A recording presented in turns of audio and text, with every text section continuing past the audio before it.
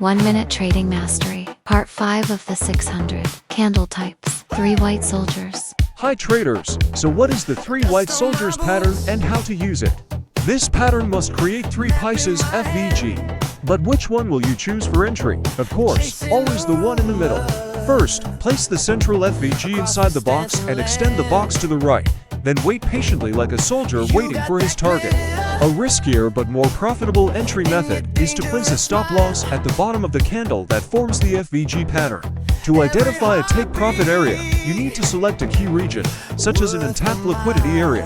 After that, you must wait patiently.